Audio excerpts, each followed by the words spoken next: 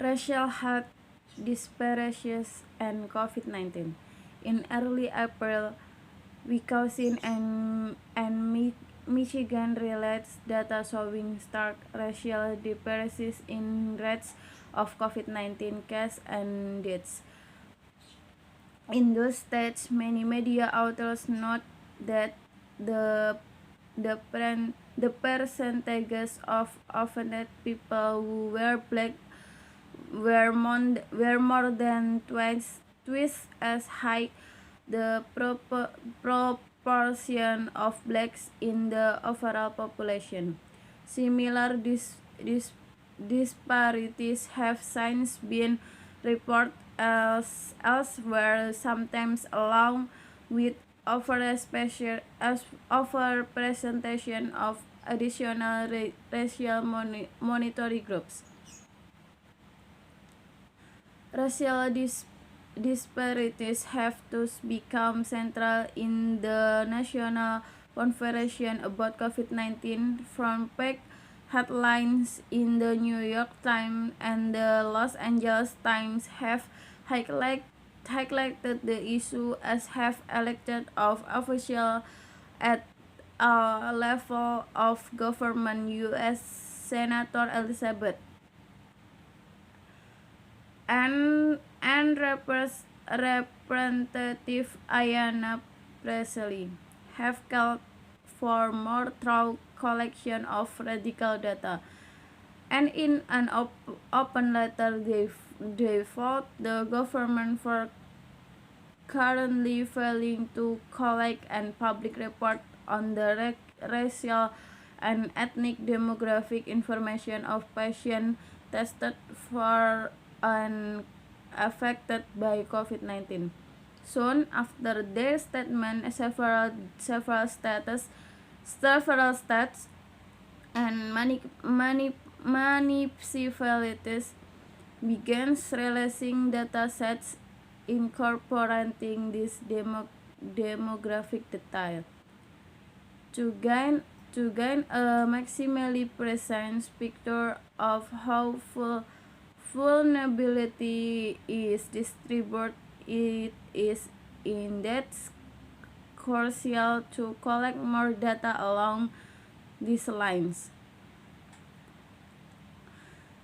It is equally important, however, that in documenting COVID-19 racial disparities, we contextualize such data with adequate analysis.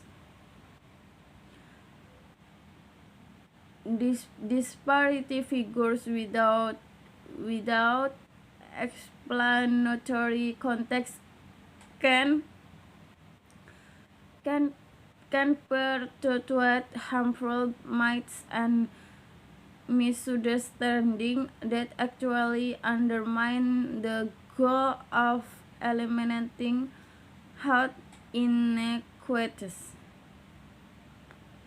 There are several key dangers of insufficient contextualization, but research journal public health officials and policymakers can take a few important steps to address them when discussing radical disparities, especially in the public sphere. Fixed data in vacuum can give rise to biologic explanation for racial health disparities.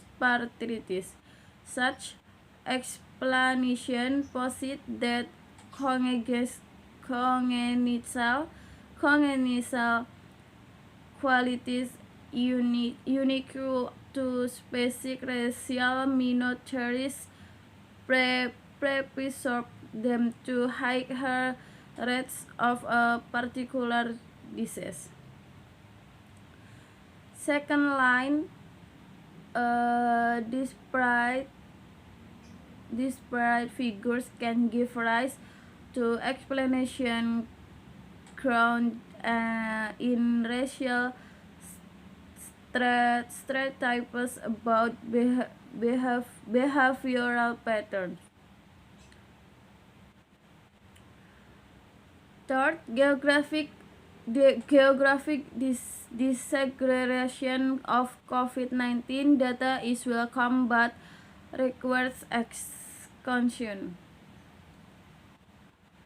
In the case of COVID-19, besides stigma might be future amplified by association with scareness and could in turn lead to blaming of local residents. Alleged before.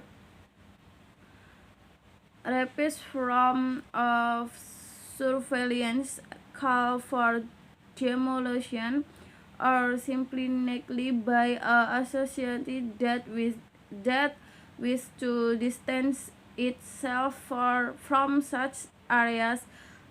These responses have ample and alarming historical precedents. COVID-19 data allow multiple access of inequality down to the level of the zip code tabulation area. In addition, when CES is controlled for and does not explain COVID-19 racial disparities, without clearly state that might be the case. Finally, to counter territorial stigmatization, one could highlight please beside risks and resource deficit that might explain spatial distribution along racial lines of COVID-19. Example include the uniform geographic distribution of preventive care service or the concentration of reported hazard and toxic sites in losses monitoring health areas. In sum, to mitigate my of racial biology, behavioral explanation predicate on racial stereotypes and territorial stigmatization, COVID-19 disparity should be situated in the context of material resource deprivation caused by losses, chronic stress brought on by racial discrimination or place-based rights. Fortunately, there are sites that holistic analysis promote here is covering another part of the letter by Warner and Presley note that socioeconomic factor may further contribute to radical disparity in COVID-19. More analysis in this field will not only allow for more robust explanation of the patterns that have given in ignite so much commentary over to the past few weeks, but will also guard against the dangers we have outlined here.